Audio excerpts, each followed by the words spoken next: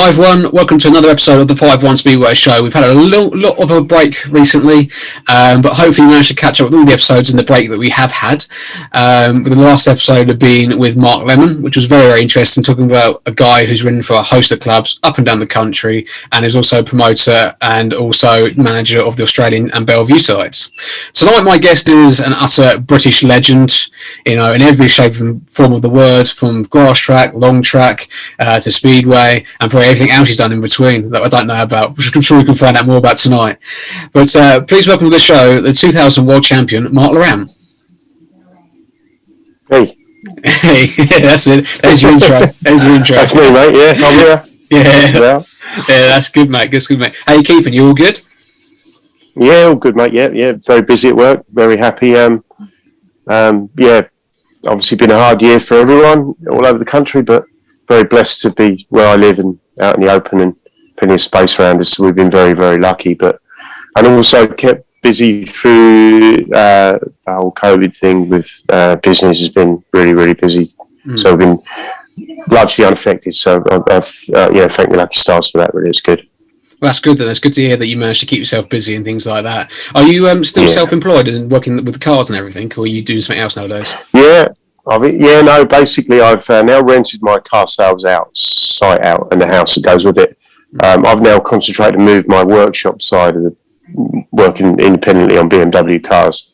So that's expanded that side of it. So I'm concentrating on that at the moment, which has obviously took up a lot of my time and effort. So, but it's going really, really well. So much so that we're now booking a month in advance and we can't really keep up with it. So as soon as we've moved to bigger premises, we're now getting to the stage where we've outgrown that. So I've created a bit of a monster.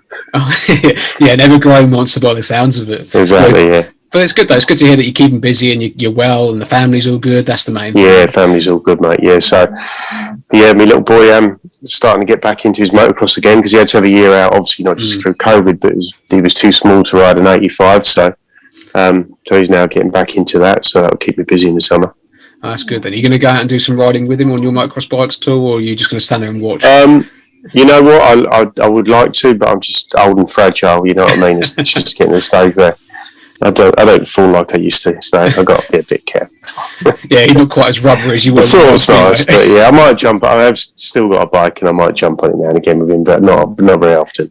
No, that's good then. But so how's your little boy getting on then? Well, before pre-COVID, how was he getting on then with the motocross? He was doing really good. He's a good little rider. He's just a bit laid back, really. The whole competition thing. He's not really very competitive, but he's riding really well. Like I say, he's 13, but he's tiny. So we always look at him as younger, but you forget he's 13 years old. But he's really, really small. But so he had to have a year out because he couldn't reach ground on his 85. So he's there now. So it should be a bit of fun. He's doing all right. That's good. That gives you something to look forward to as well, and also pull hairs out your head at the same time. Yeah, absolutely. Yeah, that's the trouble. It's the worry. Yeah, exactly. Know how your dad felt when you were riding. Yeah, that's right. Yeah, I guess I do now. Yeah, it's not very nice feeling. I don't really like it much, to be honest. No, but it's good to hear though. Good to hear that another Loram is sort of riding bikes and things like that. Really. Yeah, he's had a go at Speedway as well, and I must admit he was bloody good. Yeah. He had a go in Germany. We were over for Toby Kroner's wedding, and Toby Kroner's parents ran a track in Germany, and he had a go there, and he was really good. So he's got a little junior bike, so I'm threatening to take him one of these days, and he's getting big enough for that now. So I dare say we might have a little go, see how he gets on. Oh dear! So everyone keep their eyes peeled. It could be another Yeah, you never know. Yeah, you never know. Yeah, but obviously, the reason we're here tonight is to talk about your own career. And obviously, talking about the juniors and everything. You started off doing the youth grass track and things like that. But so how did you sort of get your sort of first sort of steps into the grass track and then Speedway? Well, it was, my father was into Speedway. My dad, he's from Exeter, or near Exeter, Brixham in Devon. He used to go to Exeter a lot, and then he went into the forces and obviously followed Speedway through that. And he used to be in the same regiment as Neil Middleditch's brother. Oh, okay. So he was, and I've got pictures of him and Neil's brother on bunk beds reading the Speedway Mail in them days, in black and white. It was a long time ago. And anyway, when I grew up, me and my dad used to play around in old cut-down mopeds and motorbikes. We used to play on building sites. And then we moved to Canterbury, and we was within a mile and a half of the Canterbury Speedway Stadium. And we used to go down there and watch, and got into it that way, really. There's a rider, an ex-rider called Brian Foote, used to have a motorbike shop, and Dad took me down, and we bought the first junior grass track bike, and then joined the Kent Youth Grass Track Club. Started racing there, and it went on from there, really. And then at a later date, went on, obviously, to riding at Highway, or whatever they call it these days. I still know it as Highway, the sitting bull or whatever. Yeah. So that's where I really started my long journey, really, was both junior grass track, and if I wasn't there, I was at Highway every Sunday. Yeah, and obviously keep yourself busy. Riding is the most important thing at that sort of age and things like that. But on the grass tracks on the youth side, did you manage to have much success then as a junior or a cadet or whatever it was called then before you went on to Speedway? I can't quite remember. I think I won the British Championship in different classes 3 times, which was in them days was a national championship. Was it'd be like motocrosses now. I mean, there'd be like 120, 130 riders at a national event in grass track in them days, which is quite unbelievable, really. But I won the British Championship a few times on junior grass track. At a later date, obviously, obviously Graham and Paul, Harry and June were big part of my junior grass track career, and we've got met up with them, and Graham kind of took me under his wing at a later date when, bless me, Dad, he was always there to support me, but he was a non-riding. He didn't know a lot about that side of it. So, Graham obviously ended up being my sort of dad, if you like, within the racing. They're my family. So he done an awful lot for me, like a lot of people did. But that's where the grass track really started taking off, and obviously you sort of hit the ages of 14, 15, approaching 16, and if you're riding Speedway, then that's sort of a natural progression, really. Yeah, exactly. So almost like Graham Harry was like your mechanic as well as your, like say, mentor and things like that. That's right. So, I mean, it's unfortunate your dad didn't know much about the bikes and things like that, but still having that key support in other areas was obviously greater for yourself. Yeah, exactly. I mean, my dad was behind me all the way, but he didn't understand the riding side of it. So, Graham was kind of like my riding sort of knowledgeable dad, but obviously did an awful lot for me through my career. So, got a lot to be thankful to the Harrys for that, apart from Paul being an annoying little shit as a little brother, sort of like a little surrogate brother, you know what I mean? Other than that, it was all right. Yeah, he seemed to sort of like follow you around a bit, Paul did, because I think he went, obviously, when you were at Hackney, he was the mascot at Hackney. And I used to be the mascot at Hackney, and then obviously when I moved into the team, then Paul came along and took my place, so it was great. They're a great family. Yeah, but did you ever think that you would ever sort of like ride for Canterbury? I know they shut down in '87, but obviously you went up to the British League in '87. Did you ever hope to ride for Canterbury rather than go like straight into the Hackney team? Again, ironically, another guy who'd done an awful lot for me in my early career was Chris Galvin, Andy Galvin's dad. The days of Highway, he'd done an awful lot for me because obviously he lived in Canterbury as well. He sort of took me under his wing as well and helped me with a lot of stuff and preparation on the bikes. Just as did Ivor and Barry Thomas, who run Highway at the time, or Sitting Board. Yeah. So with that sort of hookup, it was quite funny because in '87, I think Chris Galvin was actually a promoter for Canterbury for 1 or 2 years. So even though I signed for Hackney, there was going to be a chance that I was going to be loaned out for the year to Canterbury in what was then the National League, I guess. Yeah. So I did nearly end up, ironically, riding for Canterbury that year. And one of my first away meetings was actually at Canterbury away. When we rode in the challenge, like a pre-season thing, I always remember it because I think the now photographer Stephen Home, he was riding for Canterbury, I'm sure of it. Now I'm sure something happened in the reserves race and he was in front of me. I think he fell off, and I think I rode right over the top of him. It's a memory I remember, so I'll have to check that, but I think that might have happened, but I'm sure it did. So, so I nearly ended up riding at Canterbury, that was very true. Yeah, so, well, even maybe if they managed to run in '88, maybe you would have gone there rather than sort of like maybe drop down with Hackney or ifs, ands and buts, but, it would have been probably nice for yourself to ride for your local club, as I say, being mascot, probably doing second halves on your junior bikes and things like that. It would have been nice just to put the old Crusaders race jacket on. Yeah, it would have been, because that was literally where I was started. That's where I used to go and watch. I used to watch, Barney Kennett and Denzel Kent, Mike Ferreira, all these. I remember it well. It was a real big occasion. I mean, I used to get 2,000 or 3,000 people at Canterbury from memory. Used to go down there every Saturday and watch it. So it was a big part of the early sort of transition from grass track into Speedway, really. But I think the only trouble was with Canterbury. The year Chris took over, they had a bright idea that they were going to put a ground track in the inside of the Speedway track, and it was just to be honest with you, it was never the same because it was a massive track anyway. And then they put a ground track on the inside, and it was quite frankly, it was dangerous because obviously the curb, if you went across the grass to avoid someone, it was like a 2-foot drop off the curb onto the middle, onto the dog track. So it just didn't work really.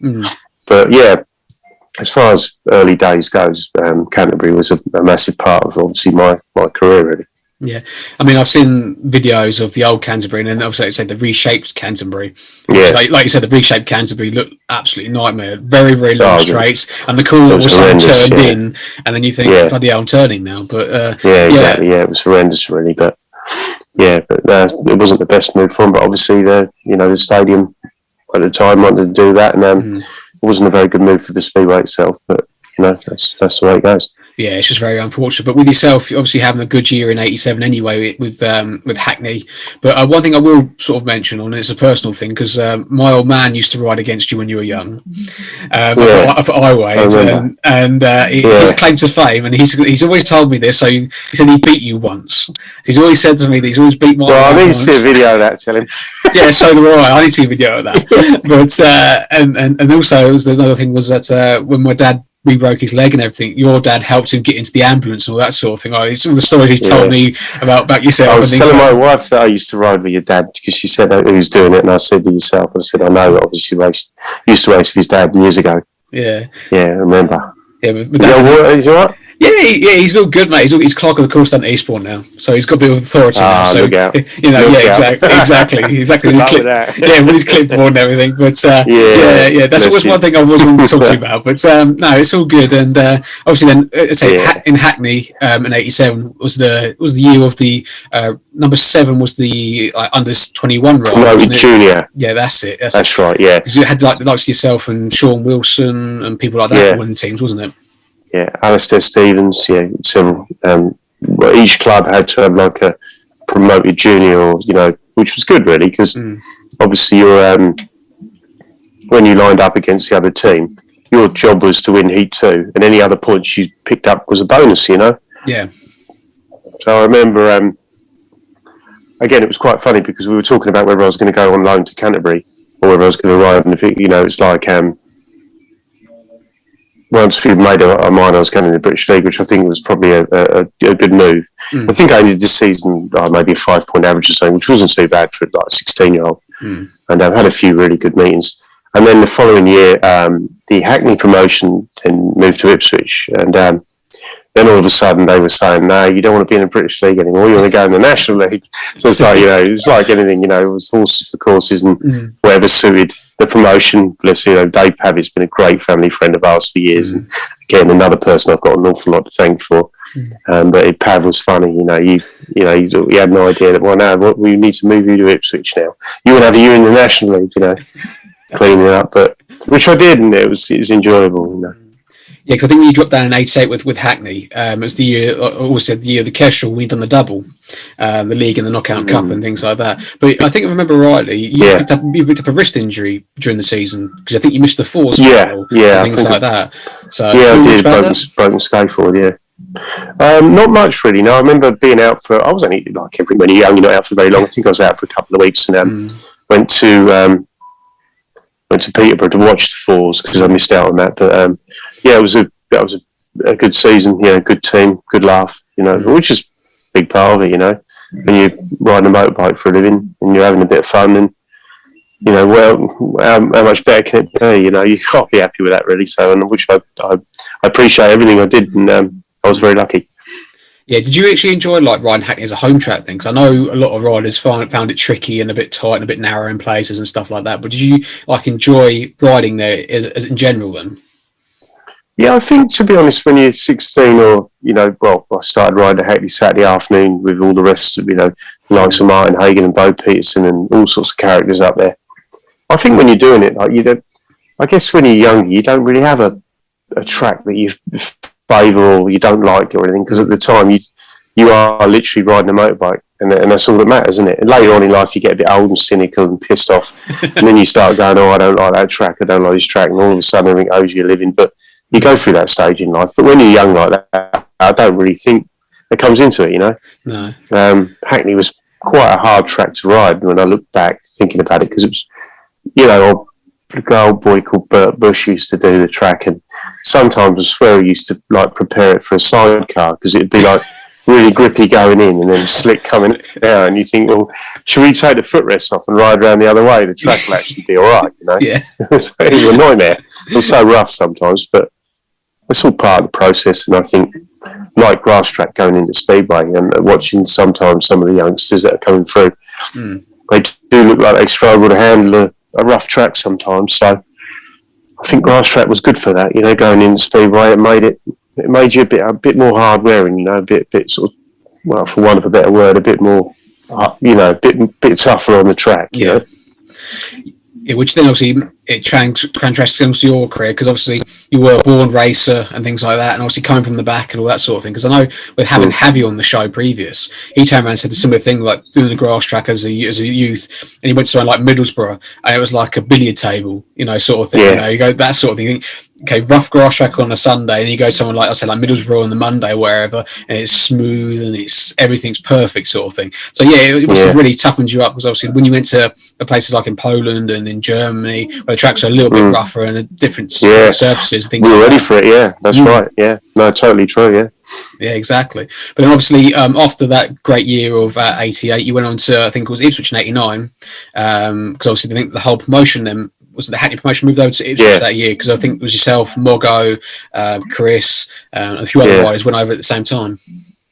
Yeah, that's right. It was like, we obviously followed the promotion up to Ipswich, and I started riding Goddens then, like a sort of half of works rider, if you like, and I was getting help by Don, and it worked well. I think, I can't really remember, but I think I obviously had a good season. I think I might have won the National League Riders Championship that year. I think you did that year. So as a whole, I think it was quite a good season. I think I needed to be back in the British League, which obviously did happen the year after. But it was. I think it was good because you being in the British League, it was hard work, and winning races was hard work. I had a couple of real good meetings. I remember at Oxford. I remember getting 13 points from 6 rides at Oxford when you're 16 years old, which again, because the track was so deep, not many riders could ride it, apart from obviously Hans Nielsen was magnificent. Other than that, everyone struggled, and I had a good night. But as far as the year, I think it was a good year to win races where you've had a year struggling, and to get clear goals and win a few races and get your confidence up. I think that done me a lot of good. Yeah, because obviously riding against the better riders, but obviously, like you said, it was like a sink or swim situation where you're against the bigger boys. But obviously, before we move on to after 89, in 88, you won the British Under-21 Championship. Pippin Martin at Eastbourne. Oh, yeah, that's right. And thinking that was something to go down there and beat Martin in his own garden, literally. Yeah, exactly. I was a good friend. I was obviously a good friend, and still am a good friend of the Dugards.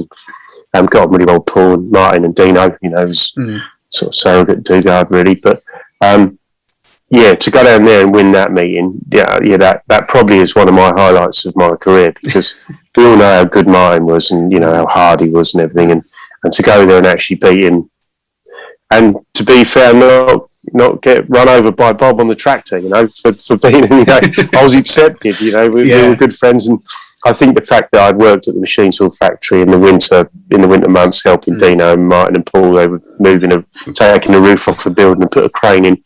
So I went down there and stayed with them and did a bit of labour. I think I might have needed a police escort out of there. But I was a good friend of the families, and Yeah, they did accept me as one of their own, I think, at an early date. Otherwise, I've never got away with it. Yeah, that is true. That is true. One of the things as an Eastbourne fan was that looking back at the history, obviously, as I have done, is the fact that I was surprised that you never actually signed for Eastbourne any earlier than you did in your career. I always thought that you would have been sort of like.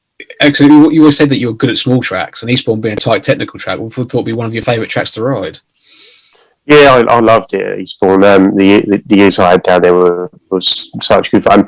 And like you say, I was always a good family friend, and it just never quite happened, to be honest with you. I don't really know why early days, but I suppose it's a bit like me living in Ipswich, but not riding. I didn't ride it. I live half an hour from Ipswich Speedway. 22 miles, 23 miles, but I only rode there in '89, and I didn't go back there till 2006. So, it's not all about, we were always about not convenience for Speedway. We were about where we needed to be, not just to succeed and have a good career, but earn money. And but yeah, Eastbourne was a place that I could have ended up spending a lot of my career at if I'd have gone there at an earlier stage. But you know what it's like, different promotions, different ideas, and it just didn't happen for whatever reason. So, but yeah, they've been great family friends to me. They have, in two regards.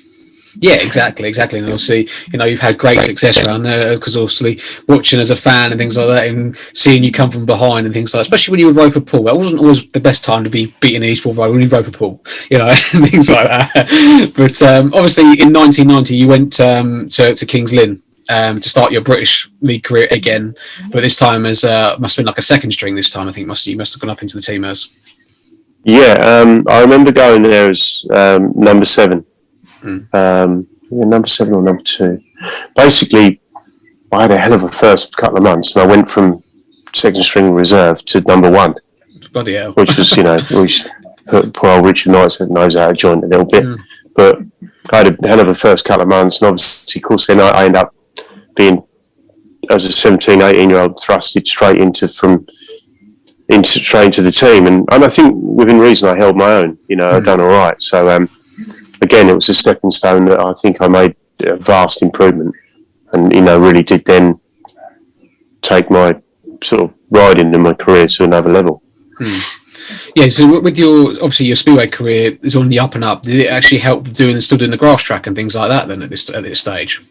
It did. I was doing long track and grass track, but the problem, it helped, and it'll always be very close to my heart. And it's a sport that I really, really regretted not doing more in. But the problem being is the minute Polish Speedway come on the scene and the money started getting better, you just couldn't be anywhere else, because it's no good regretting it when you're my age now. I don't regret anything apart from getting hurt and having to give up early. It's the only thing I've ever regretted in my career. I've made a lot of mistakes. I've been far from perfect at times, but as a whole, I think I've done okay. So, but grass track is one thing I do really wish I could have spent a bit more time at. But Polish Speedway just killed it. It just killed it, because we were all going to grass tracks and earning a few quid on a Sunday and then flying back. But the minute you could earn 3 times the amount of money doing a Speedway meeting in Poland, unfortunately, it just brought grass track to its knees a little bit, to be honest. Yeah, because I think if Poland wasn't as dominant as it is now, I think you see, like you had back in your day, with the Speedway riders crossing over a lot more and things like that. Yeah. But obviously, like you said, Poland was on the turn, and things like that, and Poland opened up and away it went, sort of thing. But yeah, that's it. You can't deny Polish Speedway's success. I mean, the money that's involved there now is just 5-fold compared to what it's now.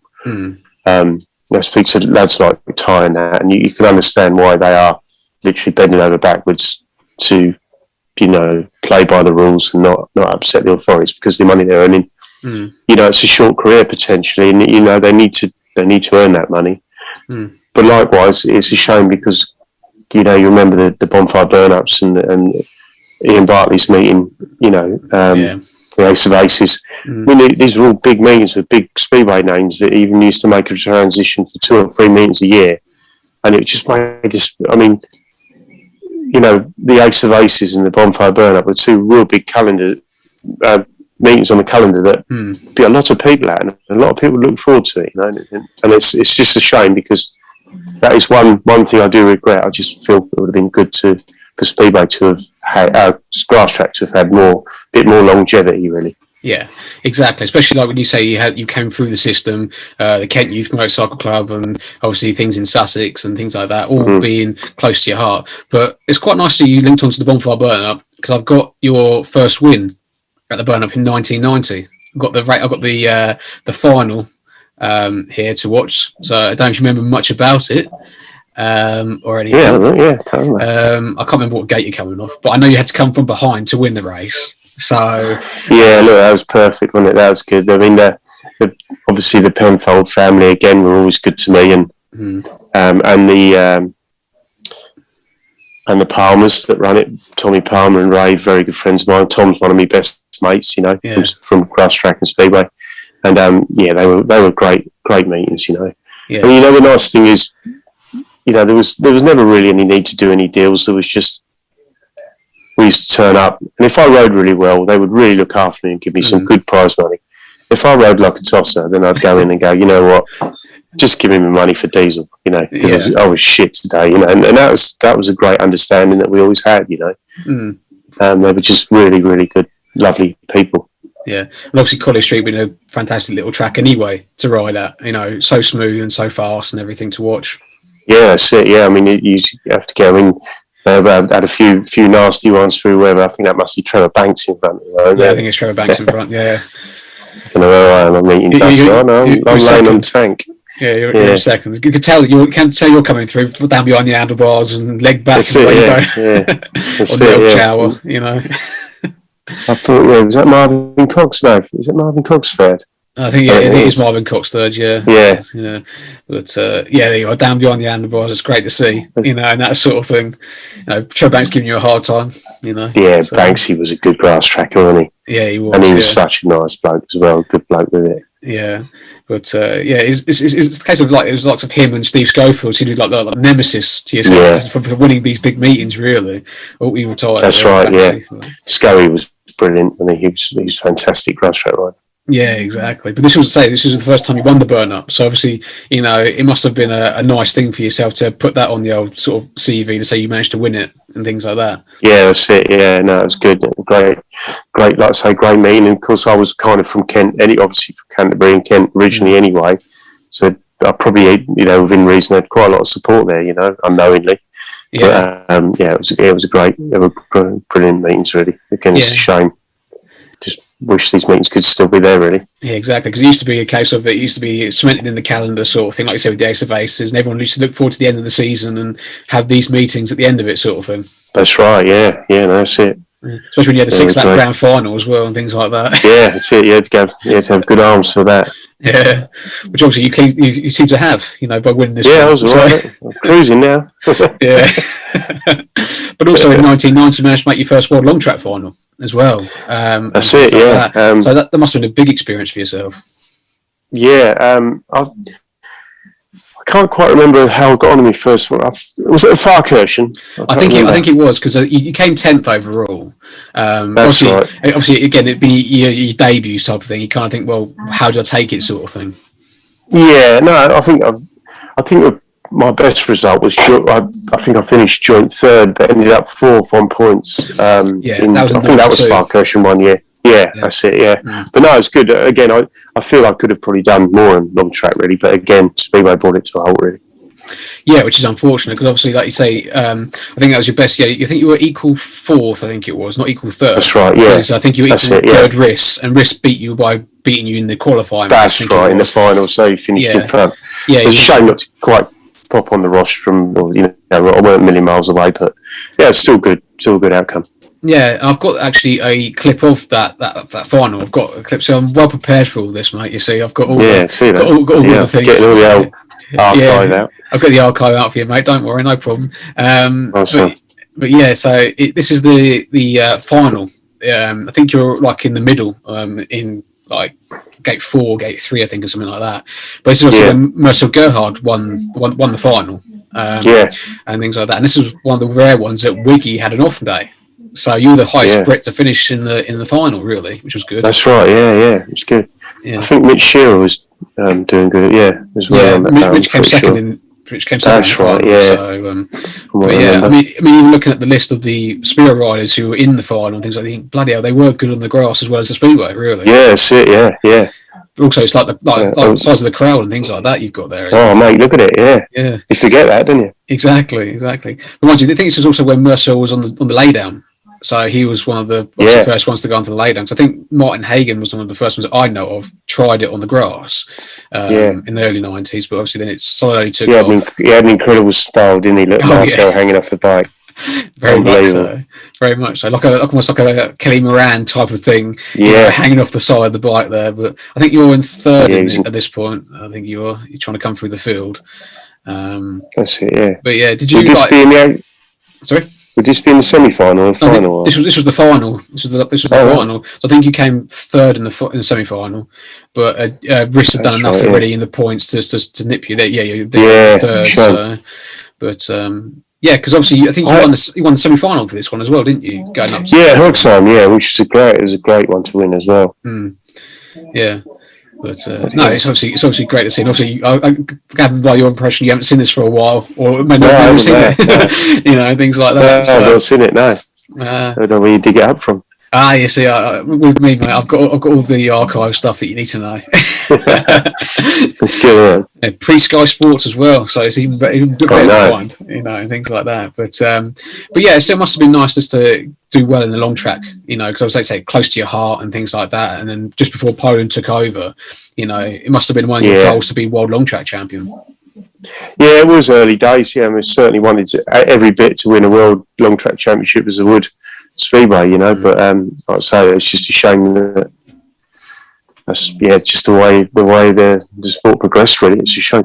Yeah, sort of killed it a little bit, really. Yeah. Did you have Norrie helping you at this sort of time, or was it a bit later on that Norrie came on board? I think Norrie he came on board just after this sort of time. He might have been helping me a bit with the Speedway, but not so much the long track, I reckon, because I think he was still helping Lee Adams at the time. Okay. No, I just wondered because obviously I know in '94 you see pictures of you and Norrie together, especially leading up to the World Final and stuff like that. So I didn't know when he came onto the scene then, because obviously he's still with Kings Lynn at the time, and Kings Lynn was going through a change. I think Buster Chapman came in '93, didn't he? So I met Norrie sort of around about that time, but he actually started working with me, I think, '95. I think I'm pretty sure because I've been met up with him and we hooked up and got and obviously went on from there. Yeah. Because obviously, '94 was the year that you sort of really came onto the Speedway world stage more after managing to win. Was it the Commonwealth final? I think you won, and you won the world semi-final as well. That's right, yeah. Including lowering, I think, Bradford's track record several times. I think that means you were on the laydown at that time. Yeah, we had Klaus Lausch bikes, didn't we? Me and Hans were the first two, really, and they really were quite quick. And I think at Bradford, I might have beat the track record a couple of times, but. Yeah, we were on it that day. It was good. Yeah, I can imagine you were. Yeah, because obviously everything seemed to go your way and everything. Because I think you're having a good season with Kings Lynn also helped. I think you got back to a 9-point average or whatever it was. I think it was at the end. Yeah. But obviously making the world final must have been an awesome experience. I mean, and also being the last ever world final, you got in at the last minute to manage to make the world final, sort of thing. And that's it. Voyance, wasn't it? Yeah, Voyance. From what I remember of it, going into that was pretty. It was pretty good. We had a good semi-final at Bradford and that, but I'd had a ankle injury. I think 2 weeks before, a week before, so I was struggling a bit, riding with a strapped-up ankle and that. It weren't ideal, really. So I can't remember where I finished at Voyance. I think I might go 6, 7, 8 points or something. Yeah. But I think I was a tad disappointed with that, to be honest. I think I was looking for maybe a top 6 finish. I think I was riding well enough, but it just didn't happen on the night. And I remember the new levers I got made were too freaking tight for me. And I was really struggling. I was just thought to myself, why don't I just put my old ones on, But you know what it's like. World final, new levers, got to wear them, and I put them on. I thought, bastards are too tight. I couldn't move. But that's my so you sort of like walking around like that a little bit. Yeah, I was like that. Yeah, so I couldn't bloody move. So it weren't my fault. No, I'm sure I'd have done better. Oh, right, that's what it is. It's the leathers. Now we know everybody. It's the leathers that cost him. But again, I've got a clip again from that final, which was obviously your first race. I've got here, where I think you had a little slight coming together with the Mr. Omalenko. That's right. Yeah, in this one. Of course, I think you got Tony Ricardson. Don't know who he is. Some sort of superstar. Yeah, he's not bad, is he? And a certain Mr. Crump. A young Crumpy as well, isn't it? Young Crumpy, yeah. Come off gate number 4, nice, easy one. Proper lineup, eh? Yeah, exactly. But what sort do you remember much about the races from the final at all, or is it just a bit of a blur? I don't really know. I don't remember an awful lot about them, to be honest. I remember actually I clashed with Sam. Yeah, which is this one here. This is when you would clash with him. But mind you come off gate number 4, it had sort of like no chance. But yeah, there you go. But so he turned left into me, didn't he? He did. He turned left. Like, clear as day. Panicking. The young whippersnapper coming through the inside. That's what it was. He was panicking. Yeah, no, he'd already balls the corner up the corner before, hadn't he? So what's he doing? What's he thinking? Oh, I don't know. He's trying to stop you coming. Oh, he got a replay here of it, and there you go. Yeah. I'm not being funny, but I'm committed there. I ain't stopping. Exactly. But still, it would have been your fault, though. It would have been your fault. But obviously, the rerun. Did I get excluded, or did he? No, he got excluded for that one. Yeah, cool. That's right. But the rerun, I think, I remember rightly, if you watch it here, you get a slightly big shove from Mr. Ricardson, I think it is, in the first corner in this one. But it's one of the races which is a classic anyway, because Crumpy and Ricardson looked lumped at each other in this meeting. But I think you managed to finish 8th overall, which obviously gave the qualifying spot for the Grand Prix the following year. Yeah, which is most important. Yeah, because obviously everything was changing. But also here we go, it's the rerun, and so that slight shove there from Tony. Yeah. But and obviously, who would have known like a few years later that you two would be battling out for the World Championship, really, if you think about it. Yeah, I mean, to be fair, Crumpy and Ricardson, they were so dominated a large part of our careers, really, our era, if you like. Along with a lot. I mean, you look at the riders that are not belittling the Grand Prix by any means now, but if you look at the list of riders we had in some of these meetings, looking back, I mean, there were real hard lineups, So it was a pleasure to be around in that era. But I mean, you see racing like this now, you don't really see that sort of thing too much nowadays. If anything, the guy would have fallen off or something like that, maybe. Rather that's than right, sort of stay on it like TR did. But yeah, exactly. I mean, these proper riders, aren't they? Yeah, you lot were hard nuts. I can say that now, can't I? In my day. In your day. Yeah, but I mean, you can just look at it here. I mean, how committed Tony was at the time, and things like that. Yeah. I'm sure if you were in that sort of situation, you would have done the same thing as yourself. Yeah, exactly. And that sort of thing. But no, it's always good to see. And then, like I say, '95 was a big change for you both internationally with the Grand Prix, and then also domestically, but going to a little old club called Exeter, when all the leagues amalgamated into one league. So how did that sort of come about then, going from King's Lynn to Exeter then? Absolutely fantastic. That was in 2 years down there. What a lovely... Again, I've got a big Devon connection. My dad grew up in Devon, half an hour from Exeter.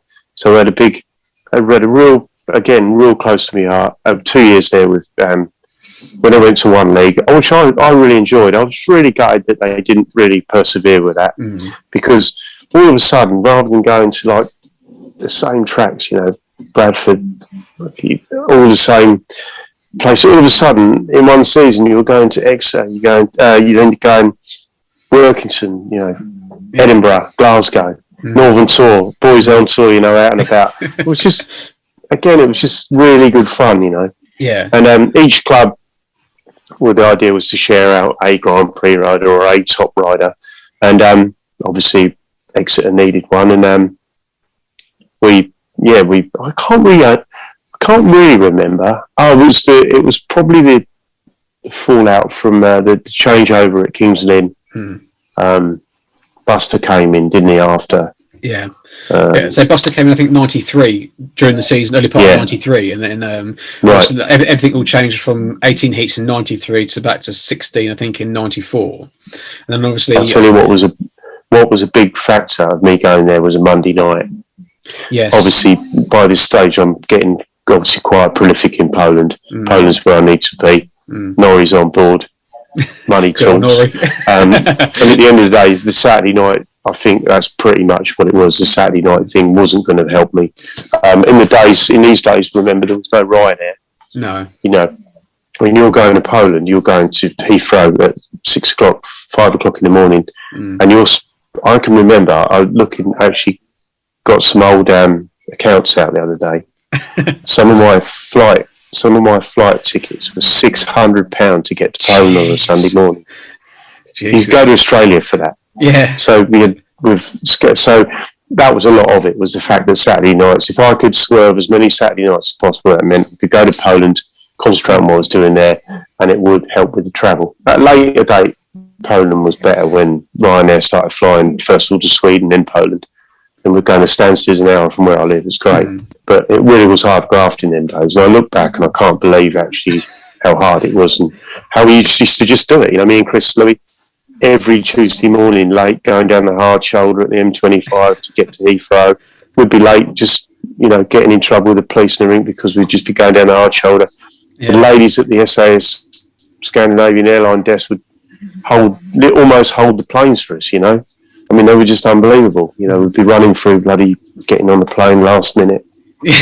And it was I think one of the main factors was the fact that got loaned out from King's Lynn to Exeter was a lot of it still Saturday nights, just wouldn't have fitted in with the Polish Speedway. Yeah. And of course, at the time, you know, a lot of clubs were running Saturday nights and Friday nights and things like that at that time. Yeah. Because obviously, again, with the Eastbourne connection, they're always Saturday nights and things like that. Which obviously then... That was always difficult. Yeah, which wouldn't have suited yourself and several other riders and things like that. But again, later on in your career, it was all right, because when I went back to ride at Eastbourne, I was still riding every Sunday in Poland. But Nick Hinvis, another good friend he used to be a photographer down there, and obviously an all-round Eastbourne fan, like a lot of us were. I used to then go back with him and stay, and he lived at Heathrow, you see, so it was ideal. So I'd go from Norrie would take off, or my mate Andy Davey would take the van with my English bikes in. He would go home, I'd jump in with Mick Hinvis, he'd drop me off at the plane on Sunday morning. I'd go to Poland, race to Poland, stay the night. Monday morning, Mick would pick me up. I'd pick my car up, go ride or home Monday, and then back again Tuesday to go to Sweden, and then come back again Wednesday. Yeah. So at a later date, the Eastbourne connection was good, basically, because a good friend, Mick Hinvis, would pick me up and take me to Heathrow, which made it all slotted together. It was like a jigsaw puzzle, like a well-oiled machine it was at one stage. Yeah, which it has to be sometimes. You know, absolutely. Probably nowadays that people do the same or similar things now just to get to places. But obviously, at this time in like '95, I think you're riding for Toruń, weren't you, in Poland at the time? Yeah. Because obviously, were you in the team when Per got injured then? Yeah, very difficult. Yeah, you had two foreigners. I was like not ashamed to say I was Per's second. I was the second string behind Per. Who wouldn't be? I mean, what a rider Per was. So you basically, I had that horrible phone call and that horrible news that Per got paralysed in Bydgoszcz. So then all of a sudden, I've gone from being the second choice rider. Yeah. Whereas they would probably use me when Per couldn't go, and no disrespect, maybe there's a slightly easier team, and I was probably going to get 6-8 meetings a year. All of a sudden, I'm having to fill the biggest pair of shoes in National Speedway. Yeah. To go in and try and cover. But I did my best. I don't think I disgraced myself. Obviously, I didn't score as many points as Per would have. But again, it was the next big step up the ladder to being one of the top riders in Poland, which is where you needed to be. Exactly. I'm sure there's some sort of like wild stories you could probably tell us about going to Poland or something like that, isn't there? No, none whatsoever. No, all plain sailing, wasn't it? yeah. No, it was great. I love Poland. It's been a great. And like I say, it's we had some real good times, good laughs over there. Screeny, Yeah. Me and him can tell you some stories that make your hair curl. It's funny, but it's just really good times, and but it's again, we go back to Speedway today, and everyone's asked me about the youngsters, and Robert Lambert, he's getting it right over there. You have to make it in Poland to be a top 10 world rider, in the world championship. It just goes to prove if you don't, Martin Dugard, one of the best riders in the world, right? First one to say he didn't travel well. Yeah, he couldn't go to Poland and like I used to, because you get him out over. I used to say to him, I said, if you go over across the water to Calais, I said, you're rubbish from there. I said, because your head's gone, because you don't like travelling. You had to be, and I was very lucky that I enjoyed it, and I took the whole adventure on and enjoyed it. But someone like Martin, who was every bit as good a rider as me, and many riders, he was every bit as good, but he just didn't travel well. Simple as that, Yeah. And luckily for me, I did, and like for the likes of Screeny and Lee Adams, Chris, we all done really well at it. But it's not everyone's cup of tea. No. Not everyone wants to be living out of a rucksack and for 5 days of the week. But I did what I had to do, and I loved it. Yeah, I think because I've had Martin on the show before, and he's one of the ones. He said to me before that he didn't enjoy it. He did it. No. He tried it in the early 90s. I think he rode for a couple of clubs, and he rode in 95 and 96, and that was it. But he did have one good meeting abroad. It was the World Team Cup in '92, where he got 4 rides unbeaten, and then cocked up his last one, and then obviously England came third. I think you were in the meeting that day, weren't you? Were you in the in Kumla? That's Kumla, yeah. Yeah. That's right, yeah. Yeah, that's the one. That was the one where Sam Malenko decided to rail the fence after being hit from behind, if I remember rightly. That's right, yeah. Things like that. So that must have been your first World Team Cup then, if that was it. Then I reckon it might have been, yeah. I know we had quite a good one with Scully and Chris Louis when the World Team Cup went to 3 riders, I think. Well, we might have been world pairs, I can't remember. But that was in Big Gosh. But other than that, I don't know how much. I can't really remember too much about the World Team Cup or World Pair. No, because in 1995, again, when everything changed all over, 94, 95, one of those two, that's when it went to like it is now, like the Speedway of Nations back then, the best pairs / World Team Cup. It was like you said, it was yourself, Scoey, and Chris. Yeah. I think you came runners up to Poland, I think it was, or Denmark, or someone like that. I think it was the other day. But obviously, again, it's a new venture and things like that, which obviously come full circle because it's back into it nowadays and things like that. That's it. Yeah. But I mean, did you enjoy doing like the World Team Cups and the pairs and things like that when you got called up to do it? Yeah, I did. It was always a difficult one because we always clashed with the UK or the BSPA on these World Test matches and stuff like that. So it was always a little bit of, I don't know what we'd call it, like not bad feeling, but because we always got told that we had to ride on a Friday night or a Saturday night in Oxford against Australia for less money, and when we could be riding abroad for a Polish club or whatever. It was always a bit of a problem like that. But at the end of the day, when you rode for England, there was a lot of pride involved. Certainly, more so in the earlier days. I think it got a little bit difficult in the later career, really, because there was so many problems with bloody dates, and they would just put a meeting on. And we would sort of say, well, hang on, I'm contracted to ride in Poland that day. Well, you can't. We'll withdraw your permission. And then so we ended up having to do stuff like not ride it either because although I'm not riding in England, I'm not going to ride in Poland. Then you get a ban for a week. And it just got messy, really. And, there was just there wasn't a lot of respect for the other clubs, even though they got a contract with you. We're all self-employed, right? So if you have a contract in Poland, Sweden, Denmark, wherever, you all have to try and work together in respect. But there wasn't any of that happening.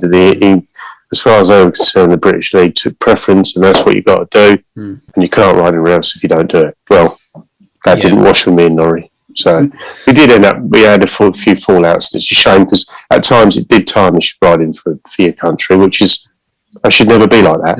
You should be proud, you should be proud to do it. And I think I would have been more proud if it wasn't so much the hassle behind the scenes with the dates and the organisation. Yeah, I think it's like the same thing with nowadays, because obviously people don't work with each other, and that sort of thing. Everyone thinks they're the best at whatever it is, because obviously at the time, like I said, with the transition of Poland and Sweden at that sort of time in your career, obviously maybe the BSPA thought we're still the big dogs, that sort of thing. So you have to come and ride here. So they're not realising that the sleeping giant of Poland and the sleeping giant of Sweden was like, well, okay, maybe we need to be there, sort of thing, rather than here. That's that sort of thing, maybe. But I think I remember in '95 reading or listening on one of the meetings. I think last meeting of the year for Exeter was down at Eastbourne, ironically, and you weren't there. I think you've fallen out with the BSPA over something leading up to the sort of like last few meetings of the season, and that's when all of a sudden I think you got a ban, and then you threatened to switch licenses or something like that. I think I heard, or something like that.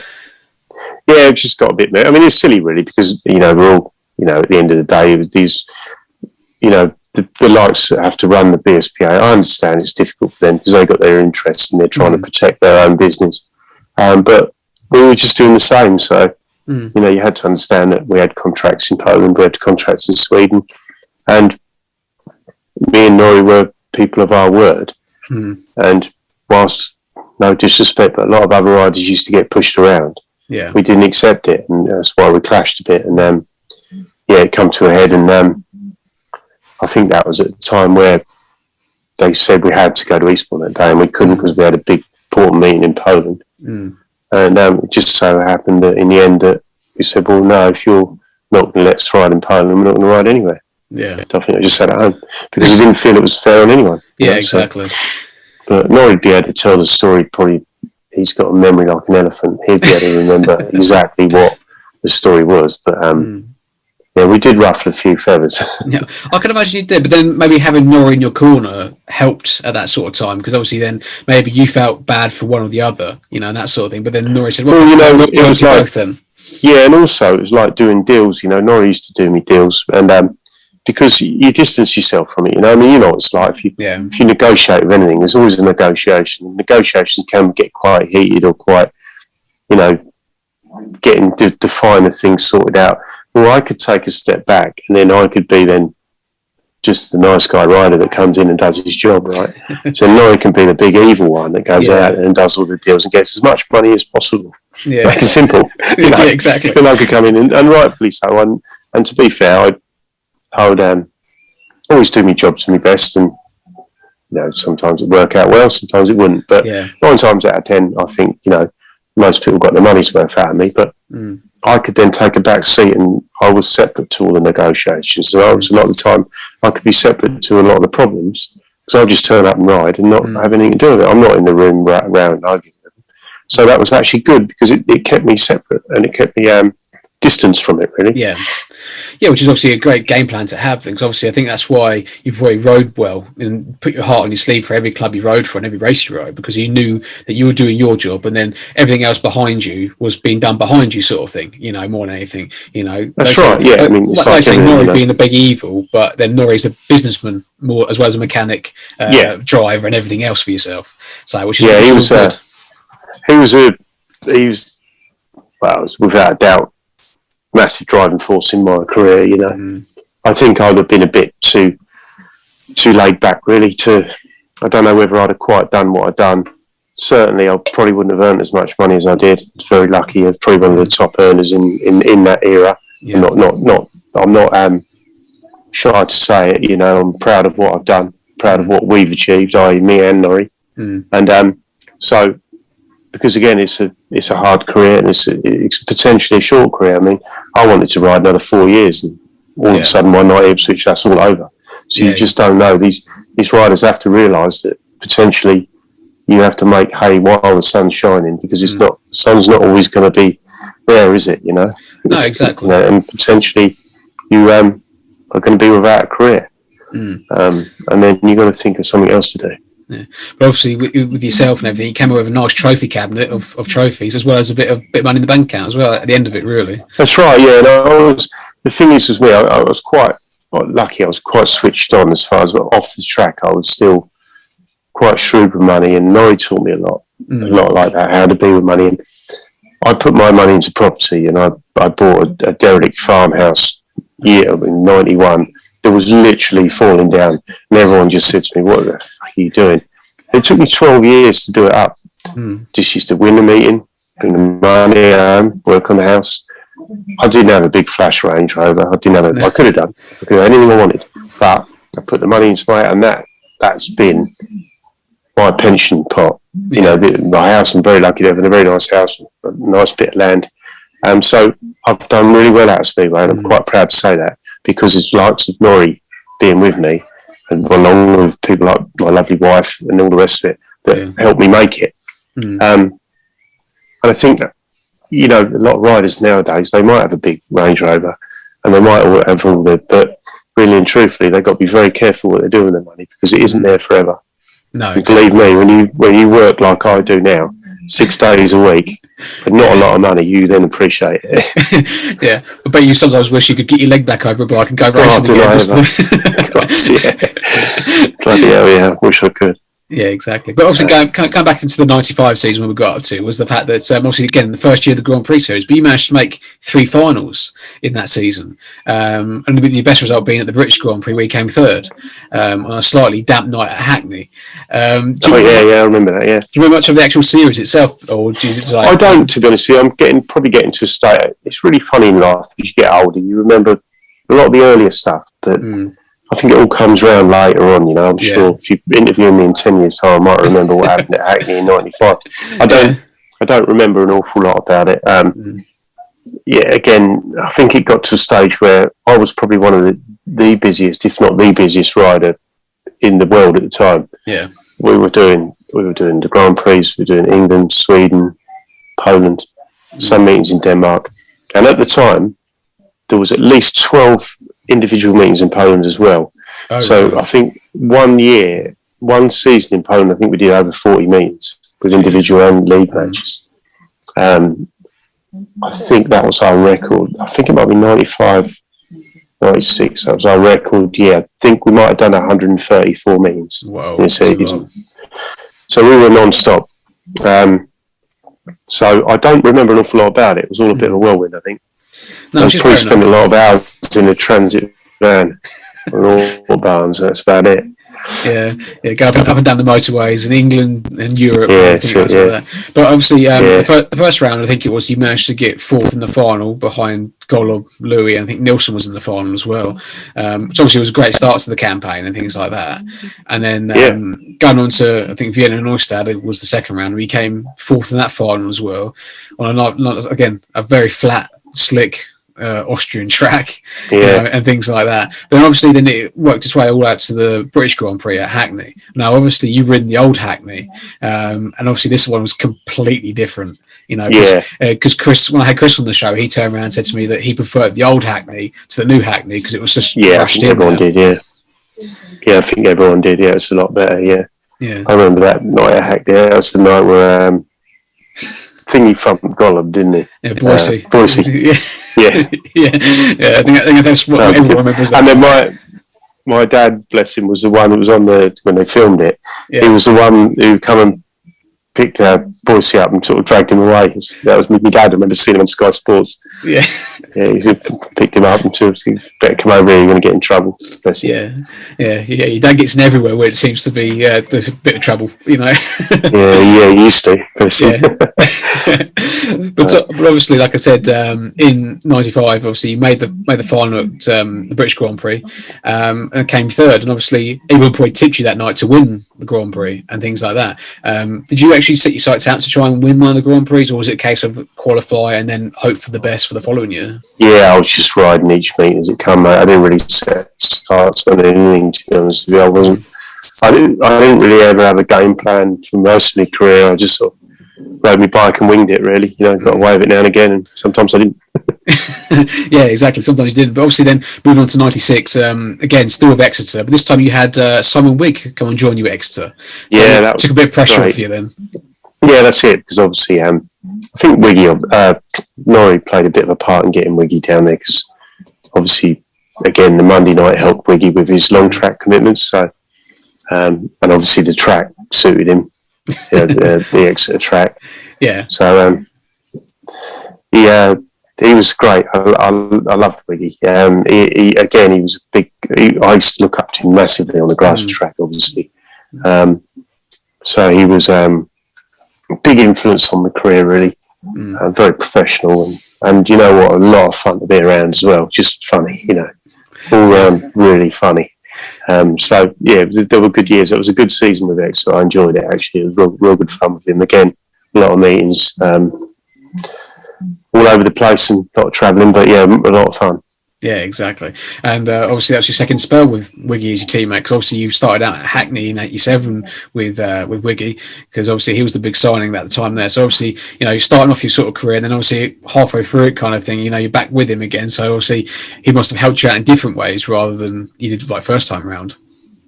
Yeah, that's right. Yeah, no, he's again, early days, looked up to him so much through the grass track, and then, you know, I was quite honoured in a way, really, that rode alongside him. But then when it came to Speedway, I could beat him, you know.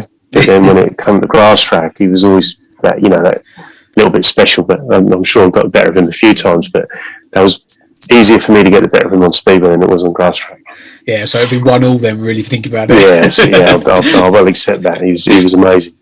Yeah, and obviously, again, it was the case of you in the Grand Prix series again, but I think '96 was very much a mixed year for yourself. I don't think you made a final. I think it was a case of that this when the Hamill and Hancock started coming to the fore, you know, and beating Nilsson, Ricardson, and people like that. So obviously, again, like you said earlier, you know, looking at the field then and the field sort of like nowadays, I still think personally myself, when you rode in those fields, like first 5 years of the Grand Prix, maybe, you know, it was like the hardest field to ever ride against, in my opinion, because obviously all those boys, all 16 boys, including the wildcards, then could nip out and win you or beat you up or whatever on the track at that time.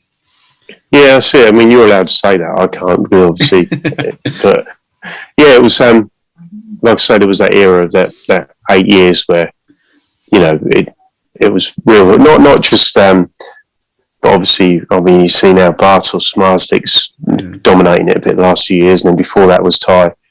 But, you know, we were all really, really unlucky to have to ride with Tony Ricardson.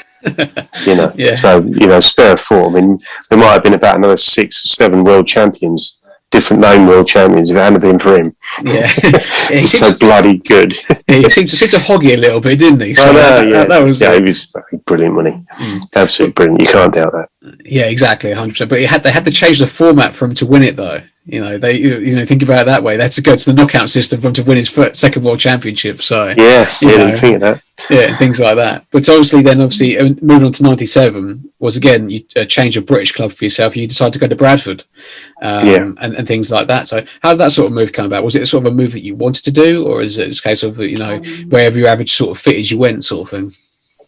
Yeah, I mean, I think obviously the league finished, the one league finished, and I was on the move again, and I can't really remember how it came about, but again, moved up to Bradford.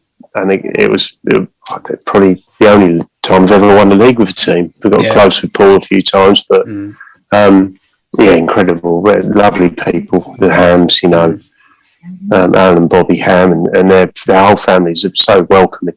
Everything was so professionally run. It was such a good outfit, such a good track. Just lacked a crowd. You know, it's such a massive stadium, but the atmosphere was always quite difficult because there weren't, you know, even if you got 2,000 people in there, it looked empty, you know. Yeah.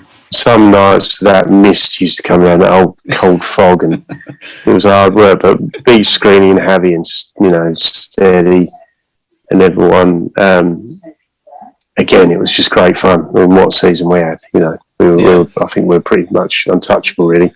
And being paired with lots of screening. Me and Javi used to be able to ride really well together. Me on the fence, him on the inside. Screening and Javi could ride together, and then when me and Screening were out together, it was a mess. It was a shambles because we all wanted the same bit of track, and we just how we didn't kill each other, I'll never know. But it was all part of fun. It was good. Yeah, great, brilliant days. Yeah, I mean, it's great to be riding against guys that you've grown up with through the sport. I say get on the grass track and on the speedway, you know, and things like that. You know, you manage to ride with 3 or 4 guys that you can really ride well with.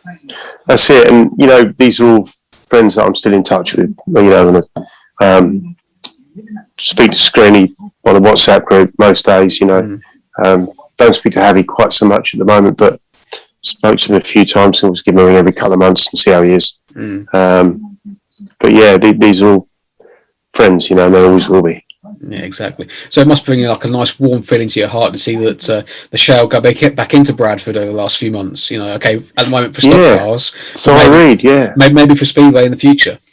Yeah, that's it. Yeah, no, that's great. You know, because obviously the Bradford Bulls, when they were playing there, the rugby just took off in the last few years, and that kind of, I think that basically swept the Speedway under the carpet a little bit, really, which is a shame because it's, you know, I mean, that would have been an incredible national stadium to have for Speedway. I know we've got Bellevue now, which is incredible and impressive, but I think Bradford was equally as impressive, especially as a track as well. You know, as a bank track, it was just incredible ride and equally as enjoyable to watch. So it's a shame, really. I do think, obviously, that the explosion in popularity of the rugby basically had a big part to do with Bradford Speedway finishing. Yeah, which is very unfortunate. Of course, like you say, with the crowds not really coming in either, you know, and things like that, you know, and making probably the place look a bit sparse after a while and things like that. You know, it's a shame, really, because like you say, it was one of the best tracks in the country. I don't know if you've seen photos of how Bradford looks now, but it does look quite as banked as it used to be. It used to be a bit more flatter, but then again, it could be quite like a nice little bowl still to ride in. Yeah, so well, you never know if they get it something together, and maybe if they get the track good enough where they can do a couple of one-off meetings, see how it goes. Really, hey, you know, I'm sure there'll be people about. And the thing is, as well, again, if somewhere like that, to expect people to go in day out, you know, it's cold and wet. You can't really expect that. But if you put 2 or 3 or 4 big meetings on. I think you get a good crowd there, and if the track was good, then that might be something that someone would be interested in promoting and doing, you know? Yeah, exactly. Big individual meetings, or maybe if the track's good and the FIM allowed, maybe some World Championship rounds or something, qualifiers, something like that, I think you'd get a good turnout. Yeah, I think it might give Bellevue a run for its money as a fast track, you know, in the future, maybe, and things like that. Quick, but obviously, it had the British Grand Prix there in '97, and obviously yourself managed to make the final. I think came out as top scorer as well in that meeting. But I've got the final just here. Again, a star-studded lineup of Brian Anderson, yourself, Jimmy Nelson, and Billy Hamill. You know, it must have been, like I say, nice to be again in the final at the home Grand Prix, but also your home track as well. And things like that. I was riding well that night, but I've just ballsed the final up like an idiot. It was completely my fault. I just missed the start and went in the first corner and went in a bit too hard. So when you're walking up to the pitty gate choice like you did just then, what are the sort of things are you looking for then on the start line? Then is there anything? I don't really know. I've no idea. Great. I suppose you're just looking for a nice straight rut with a bit of soft it's sort of soft dirt in it from what I remember. Yeah, because I think also for this meeting they put like a new shell on it as well. Because I think for the first half of the meeting it was really really rough and stuff like that. I think it was, if I remember rightly. Yeah, it was good days though. I enjoyed it. It was good. I remember that meeting now. I did go in as I should have won that easily. Really, not easily, but I should have won it. But I managed to balls it up.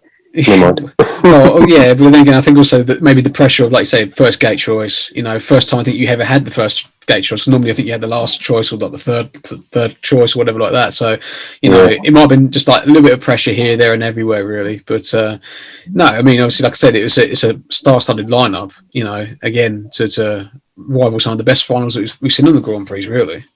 That's it. Yeah, no, it's good. But no, Jimmy Nelson. It was a good crowd, wasn't it? Yeah, it was a good crowd. I was there. I was in the main grandstand watching. My one and only time I've been to Bradford was that meeting. So, and so I've always said that as a rider, since riding, it's one of the tracks I've always loved to have ridden. Oh, have you having a word with the old man? Your dad? Yeah. Listen. Yeah, always. Having doing his bit of the interview. I'm nervous, but he deserves where he is now. He deserves. Never gives up. Yeah, absolutely. You know, he's an out-and-out racer, and you know the crowds love him everywhere he goes. But he must be. He was nervous, didn't he? He does, yeah. Cross, fingers, toes. Everything. And I only gave up smoking 9 months ago. I feel like a big cigarette, but of course I won't. All right, Paul. Well, best of luck to you, and best of luck to Mark. I hope they're all right at the end. That's all I worry about. Cheers. Me too, as well. Thanks a lot. Cheers, guys. Yeah, so I think he was a bit nervous, you know. Yeah. Good, Norrie. Yeah, Norrie there, you know. But obviously, I mean, having Norrie there, taking a bit of the pressure off of you, probably, you know, and things like that. Because obviously, again, having Ivan's sort of connection at the time, you know, must have been like a little bit of something that could rub off onto yourself, really. Yeah, no, it's good. It was always good, really. Yeah. He was always a calming influence. Always told you when you were doing wrong. Yeah. That's the nice thing about it, you know. He'd just turn around, but most of the time I'd turn around and say, yeah, nothing to do with the bike. The bike's fine. I'm just riding like an idiot. Yeah, and obviously, as a rider myself, I know what that means, because obviously you know how your bike's run and everything, and you know when you're doing good and when the bike's doing bad and things like that. But I think you might have slowed you down having a bit of metalwork in your eyebrow though. That might have kept you a bit to the left too much, I think. Still got that, you know. Yeah, still got the hole, you know. Just put something through it. Yeah. But yeah, look at that's a good crowd, isn't it? Yeah, it's a brilliant crowd to see at Speedway, you know. That's when Bradford was amazing, when you get a crowd like that. Yeah, exactly. Did you ever get this sort of thing for a home crowd, or was it just a lot less than that then? No, it was pretty sparse for a home crowd, really. I'd say even if you get 2,000 people there, it would look so empty. Yeah. Which is a shame, really.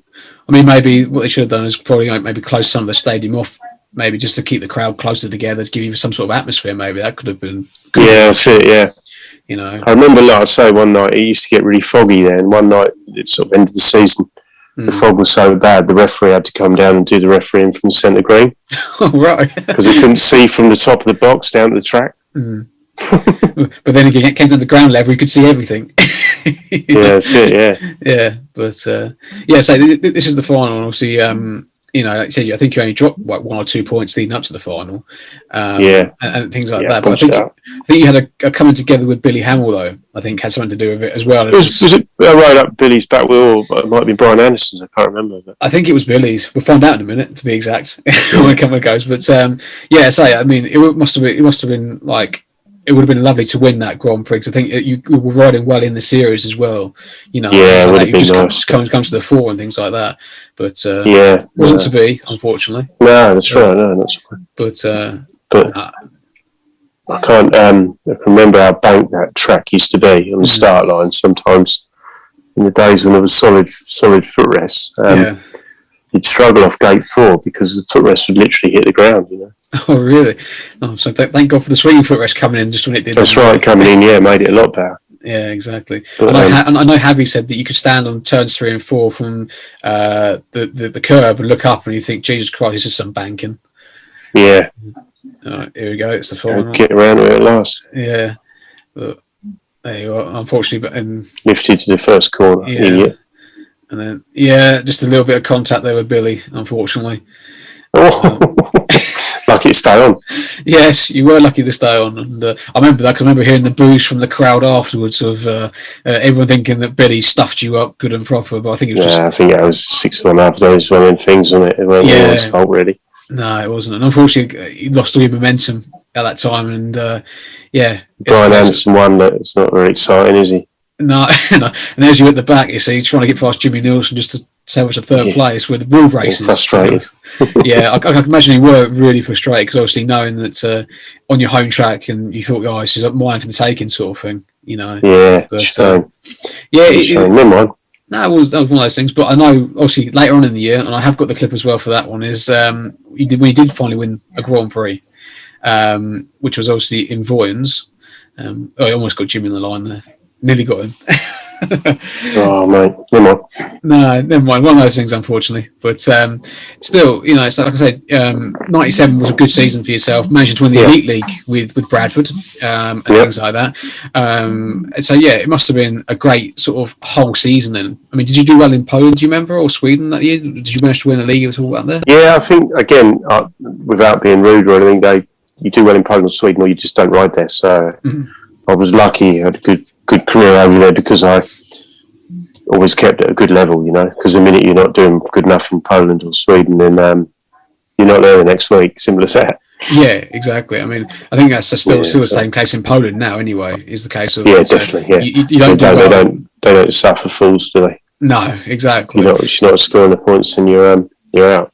Yeah, it is. I mean, but so obviously it might have been more cutthroat maybe back in your day a little bit because obviously some of these Poles could have just taken your place just like that, really.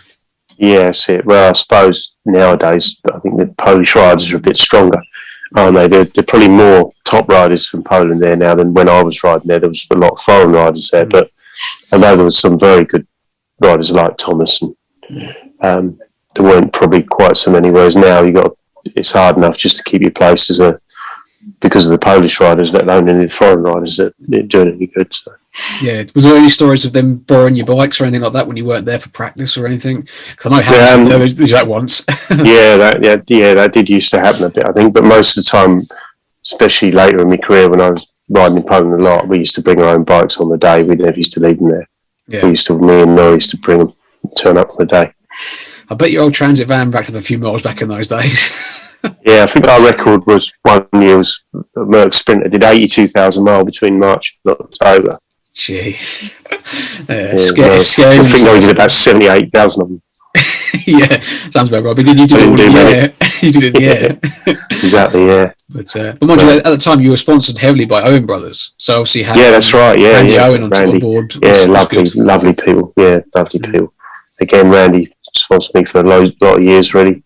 Obviously, in Lee and everyone, but the sport needs people like Randy Owen. Just real nice people, real good people that just want to help. And that's what he did, and really appreciate that. I've been lucky to be involved. Yeah, exactly, 100%. Because obviously you had like the Team X side sort of thing, and then it became Team Owen Brothers with you and Lee sort of thing after that. Yeah, which is good. I think that started a bit of a thing with Speedway. It started getting quite good really to have like little teams, and that it was good. Yeah, exactly. But I will want to show you one. Obviously, you've probably seen this one again 100 times, but it's the Danish Grand Prix final from '97. Where you did manage to win your first Grand Prix. Did I win it? You did win this one. Yeah, nice. Oh, good. I don't mind showing this one. No, that's all right. No, but I mean, again, to finally crack win the Grand Prix must have been a huge weight off your shoulders. More than anything, going into it, sort of thing. That's Thomas. Yeah. I can't remember this one. It's been quite interesting. Yeah, you come off getting them before. So again, another easy race. I think you got Golob, Greg, and Tony. So not easy, eh? No. But this was before Tony got really good. So you're right. You had to try. Yeah. Got to be thankful for that. Yeah, exactly. Because this was the last year of obviously having the 16-man field, and they changed it to 24. I think that's right.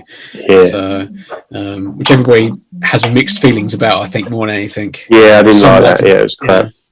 Yeah, but obviously it's just about to start. Okay, so let's say you come up get number 4 on this one. So on the outside, Thomas, lovely place to be. But and away we go. But, because I think Greg just got crowned world champion by making the A final at this time. So, that's right. Yeah. Yeah. He weren't too interested, luckily. No, fortunately, no. There you go, right round the outside of Thomas. Sweet as you like. For the only time you managed to pass Thomas on the outside, maybe. I was going to say, yeah. But it didn't happen often. No, I can imagine it didn't. But, so you seem to have good success at Voyants, really, in your career. Quite a few good meetings there, really, thinking about it, yeah. Yeah. And of course, there's Tony buzzing behind you, not letting you go. Also, at this point, Tony hadn't won a Grand Prix either, which is quite an interesting thing. So you managed to beat Tony to your first Grand Prix win. Didn't know that. No, he hadn't won a Grand Prix because obviously him and Nilsson were trying to knock lumps out of each other in the early years, and it wasn't until sort of Tony then picked it all up that he managed to start winning Grand Prix. So yeah. Oh, cool. That's good. That. Yeah. Forgot about that one. But you've got the trophy though, still, haven't you? Oh yeah. That's a really nice one. Yeah, because believe it or not, there weren't that many nice trophies, but the Voyants one was really quite a nice one. Yeah, that's good. Then. That's good. Yeah, got that in the room next door. Yeah, well, that's all right. Yeah, the trophy room, things like that. But obviously, then moving on to '98. Again, a change of club because obviously, unfortunately, Bradford closed down. You went on to Wolverhampton and had a sort of a mixed season, shall we say, with Wolverhampton and things like that. So, do you remember much about the actual season of '98? No, not much really. There was nice challenges. They were doing team suits and stuff. Yes. It was yeah. Again, I really like Wolverhampton. I like riding there. It's a good track, me personally. Again, great promotion, really well run club. Just didn't quite click for whatever reason, but I think I had a reasonable season there. I'm not being funny, but I was at a level by then that even if you have a bad season, it's not bad. Mm-hmm. It's just probably below your expectations, probably the fairest way of saying it.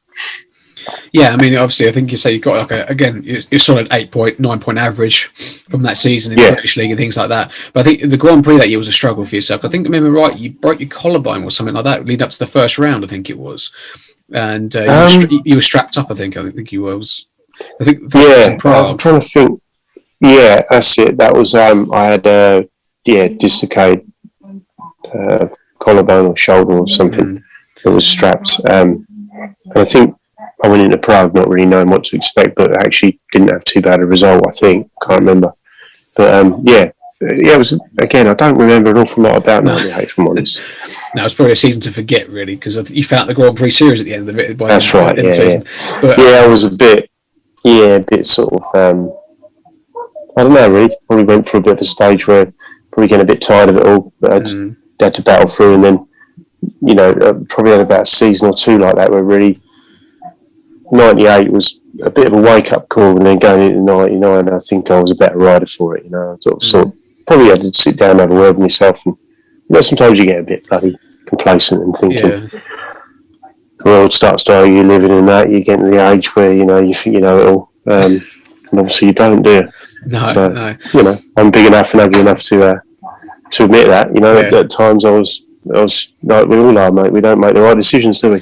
No, and that was a year for it, really. So that's probably why I don't remember a lot about it. It was crap. It was. Yeah. But was you a fan of the old team suits when they first came in? Not the first Lycra ones. No, it looked like a load of middle-aged men on push bikes. Really, I wasn't a massive fan of that. Really, but it was better later on when they had like proper Kevlar suits. All right, it was good. I think you were one of the handful of riders who actually got NJK to make your own sort of suit at the time. Things like that. Because I've got one of the Eastbourne nylon suits. It's the Mark II version I've got. And they were pretty thin. I never realised how thin they were until I actually got my hands on one. And I was like, okay, they weren't a bit bad. Tony's idea that was bad, wasn't a good one. No, but I mean the team suit idea was good, but the format was crap. Yeah, there you go. Yeah, not good. But like I said, unfortunately, you found the Grand Prix series in '98, missing out on the challenge. I think you missed out by like 1 or 2 places in the end. Because again, it was the knockout system, which nobody seemed to sort of like enjoy after a while. And then in '99, you decided to go down to Poole, and then it seemed to turn your whole career around, really going down to Poole with Matt Ford. Yeah, I think. Yeah, exactly. Matt Ford then took over. He spoke to us about going down there. Yeah, it was a good. Poole's a great place. Right? I always look at it. It was always the Manchester United Speedway, wasn't it? It was. Always well supported, nice people, great sponsorship. And I think 99 is probably, even though going out the Grand Prix, I think I was the best I ever rode in 99. Been better than 2000. Although I had good moments in 2000, I think 99, I was at the top of the game. I got ill in the winter. Coming home from Mexico, I didn't have the right injections. I'd gone from Australia to Mexico and met my wife, and got really ill to come home, and I was actually doubting whether I could start the season. Oh, really? Because I was really sick, and in a way that done me a lot of good because I had to train a bit, lost a lot of weight, and I think I just went into the season with a different sort of mindset, and I had to give up drinking for 5 months. So that obviously didn't harm. And we'd like to be now and again with the boys, but and I think that really kick-started 99. I honestly think that was probably my best, arguably, for whatever reason, I felt I am on the bike and everything. I just felt probably the best I've ever felt. Do you think that maybe, not being in the series properly, that it actually took a lot of pressure off of yourself, that you could just concentrate on doing domestic league and things like that? And then obviously they kept choosing me as like a wild card because at that time they just said, well, I don't want to blame them. I'm trying to remember, they sort of said you're the best rider that's outside the Grand Prix, and they kept choosing me because I was riding good, and obviously I think I ended up 4th with being a wild card or something, and that's missing in 1 or 2 rounds. So I mean, quite frankly, if I'd have been in them all, I could have done really good that year as well. So arguably one of my best years, or if not the best year, really. Apart from the obvious, but when you slightly won the world championship the following year, that was a small thing. But no, obviously 99, like you say, it was a complete turnaround, obviously, and I think you only missed the first round. You were in from round 2 onwards and things like that. So I remember when Martin won the Grand Prix, and everyone questioned why is he not doing what Mark did last year? Why is he not in the series all the time? But like you said, maybe he wasn't the best rider in the FIM's eyes, is the best rider in the world at the time. Whereas yourself, you set the world on fire, sort of thing. By doing domestic leagues. Also, I think it does come down to the fact that obviously riding well in Poland and Sweden and everywhere else, where probably Martin wasn't. But again, no doubt Martin's ability. He was every bit as good as most of us out there. But yeah, just didn't have that mentality when it come to riding in Poland or Sweden. No. Quite like we did, No, exactly. And consistently, anyway. Yeah, exactly. We all know he could nip over there and do a meeting for England or whatever in the World Scene Cup, and he could perform. So you knew he could do it, but he just didn't have the mindset to be able to do it on a regular basis. No, which is unfortunate. But then again, obviously, as unfortunately one person's loss is another person's gain. In this case, it was your gain, and things like that. But sticking with the 99 season, obviously, that's when Sky Sports got involved and things like that. And then you started doing 6 laps for Heat 15, which some people liked, didn't like either. That's right, and things like that. Because I think I remember watching one of the Sky meetings, and it was at Peterborough, and Ryan Sullivan had a decent tyre, and by the end of it was absolutely mullered. Shredded, that's right, yeah, you forget that, don't you? Yeah. But also, like I said, it came down to a last meeting decider between Paul and Peterborough, because I think you guys are away at Kings Lynn. Remember rightly? That's right, you had to win at Kings Lynn or get the bonus point, and Peterborough had to get all 3 points to win the league, and they got all 3 points, and then unfortunately you guys didn't win at Kings Lynn, which obviously then gave them the title. But then again, for Sky, that was good to watch for Sky. Yeah, disappointing though, I think.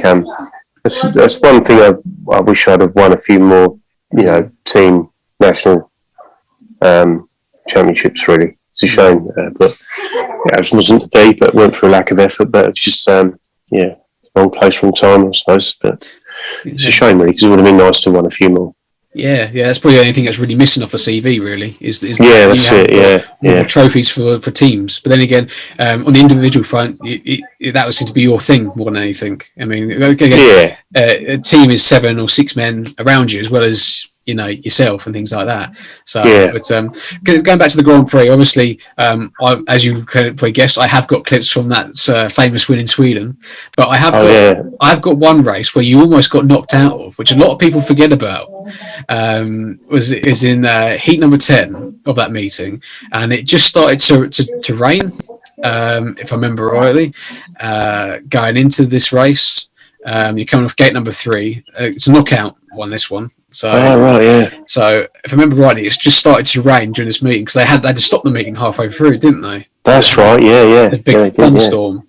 But this is one race I think a lot of people forget about, because obviously the final's the final, but this is where you could have possibly gone out early. Yeah. But, so you got Sebastian Ulemek in red, you got Billy Howell in yellow, and Lee Adams in blue. So, again, not an easy race, and at Linköping as well. But, you're sitting here currently in 3rd place, as Lee Adams is about to dive on Sebastian. He's heading for a shower. But I think the actual rain was coming down during the race, and I think the track got more and more to your sort of style. The outside line, I think everyone started to come back down to the inside.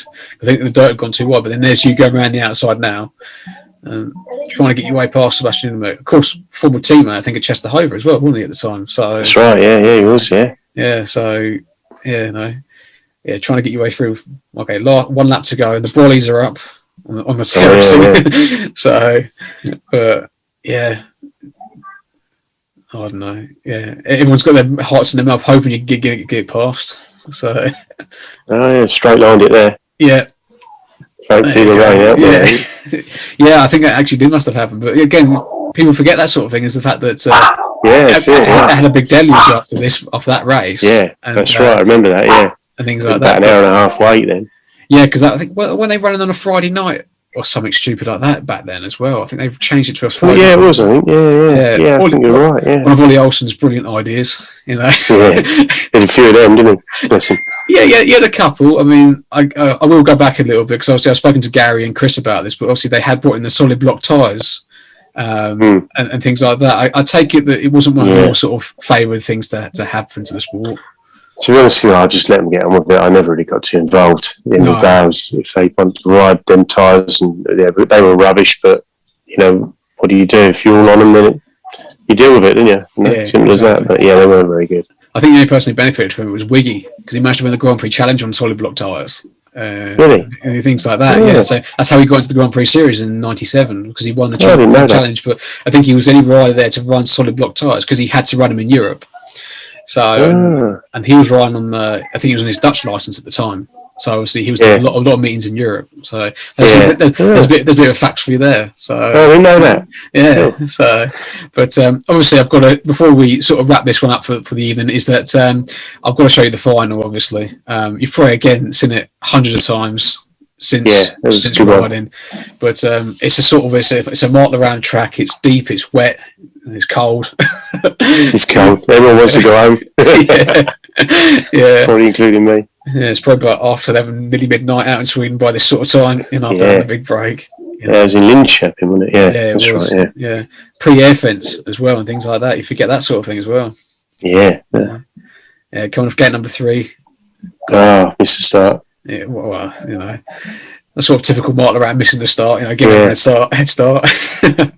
But it's when Jimmy Nielsen came close to obviously winning the final. Yeah, and things like good job he didn't. No, he didn't. No, how many times you get past Tony Richardson as well? That's pretty cool. No, but I think don't happen often. Don't happen. I don't know. We're going to count them on 3 fingers, I reckon. Yeah, the 3 times you beat Tony Richardson, 3 times. Yeah, exactly. But I can imagine Jimmy was a hard rider to beat as well because he's he was quite hard. Yeah, things like that. Quite wily old fox, wasn't he? Yeah, he was. But no, again, there you go, plugging around the outside line. Doing the usual thing, switching back up the inside. Got him. Overdone that one. Yeah, just a little bit. But then it shows the racing brain. You know, you look to the inside line and you got back up and underneath him again. You know, and then you just sort of hold on for dear life to get across the line. Brilliant. Yeah, brilliant times. That's good. Brilliant times. But I mean, it must have been something special. But I imagine the celebrations down at Poole must have been good to have as well when you went back to Poole. Yeah, no, just good. Yeah, I mean, the night we went back after World Championship, the atmosphere was unbelievable. I think Matt Ford says, I think to this day, because there was not so many restrictions. You said it's, I think, the biggest crowd they've ever had there. So, good. I quite believe that. But we're going to wrap it up for tonight, Mark, and then we're coming to part 2 another time to talk about the World Championship and everything. That'd be a pleasure. No problem. Hopefully you've enjoyed it. It's been a bit different. No, great. No problem at all. Yeah, but appreciate I must say thanks to everyone who's been watching tonight and listening on the podcast and everything. Go back and watch all the other ones I've done with Chris Louis, Gary Havelock, Peter Oakes, Ollie Allen, loads of other people I've done, over the time. Listen on podcast, Spotify, Apple Podcasts, YouTube. We're all there, and like us on Facebook and get in contact if you want to leave any feedback. Always open to the feedback. But thanks tonight, Mark. Much appreciate your time. And here's the part 2. Cheers, mate.